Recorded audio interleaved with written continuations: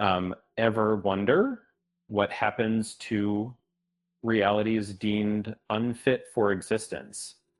In the vastness of the Marvel Cinematic Universe, pruned timelines don't just vanish. They end up in a place called the Void, a dumping ground for alternate universes. But what if one particularly bizarre location was deemed too strange, even for that?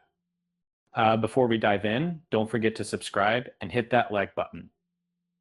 We're always bringing you the latest Marvel insights. Michael Waldron, the writer behind Loki and Doctor Strange in the Multiverse of Madness, recently revealed a deleted concept. He originally wanted to include the Mojoverse in the Void in Model. What is the Mojoverse? It's an alternate dimension ruled by Mojo, a villain with a peculiar taste for television and no skeleton. Imagine a world where everyone is obsessed with watching shows and the ruler literally controls all the entertainment. The Mojoverse is exactly that. Its inhabitants, spineless ones, rejected exoskeletons, and built a society around constant broadcast exoskeletons. It's a wonderfully weird corner of the X-Men universe. The Mojoverse has appeared in X-Men the Animated Series, and the recent X-Men 97 revival, when Disney acquired 20th Century Fox.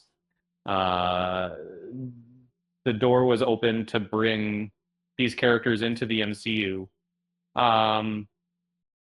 So why didn't the Mojoverse make the cut for Loki?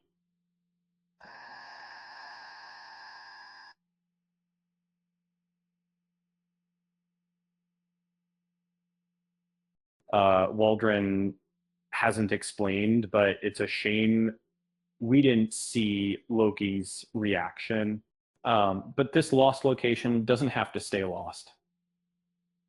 The upcoming X-Men reboot, helmed by Jake Schreier, is the perfect place to introduce the Mojoverse, etc.